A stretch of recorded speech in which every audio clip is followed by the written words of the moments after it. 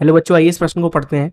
बोला गया है कि एक ट्रांजिस्टर के उभयनिष्ठ उत्सर्जक प्रवर्धक के लिए शक्ति प्रवर्धन एपी तथा वोल्टेज प्रवर्धन एवी हो तो धारा प्रवर्धन कितना होगा।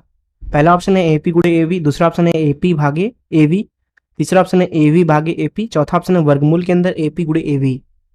आइए इस प्रश्न के मुख्य अवधारणा की हम चर्चा करें। मुख्य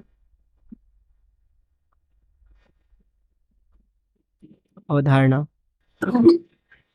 बात करते हैं हम उभयनिष्ठ उत्सर्जक प्रवर्धक विधा की।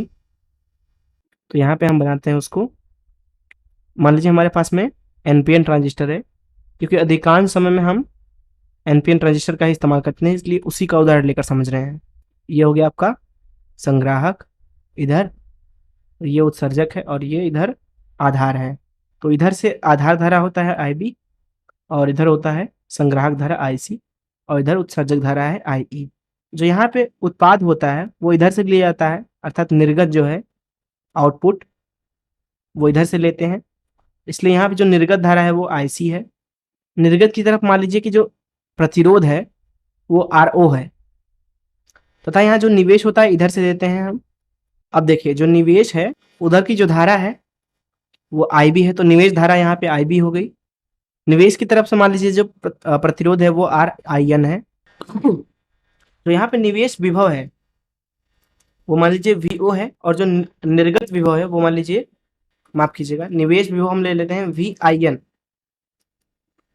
निर्गत विभव हम बोल देते हैं वीओ। इस अवस्था में यहाँ पे निर्गत भागी निवेश जो होता है वो होता है लाभ।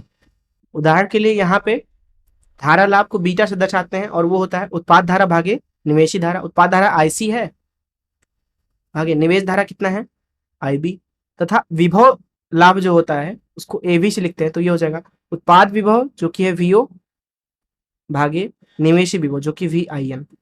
अब देखिए उत्पाद शक्ति जो है उसको हम पीओ लिखेंगे, वो कितना हो जाएगा पी बराबर वी आई सूत्र से वीओ गुणे आईसी, तथा निवेश शक्ति जो है वो हो जाएगा निवेश विभव वी इन गुणे निवेशी धारा आईबी। तो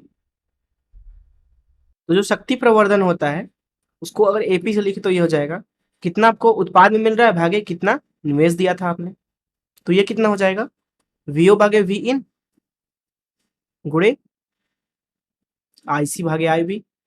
अब देखिए जो आईसी भागे आईबी है ये क्या है आपका धारा प्रवर्धन, और जो वीओ भागे वी इन ये क्या है विभव प्रवर्धन। तो एवी इधर हो गया एपी और यहाँ गुणा हो जाएगा बीटा का, तो आपको बीटा मिलेगा बीटा बराबर एपी भागे एवी। यही है आपका धारा प्रवर्धन और इसी का उत्तर हमें पूछा गया था, इसी का मान।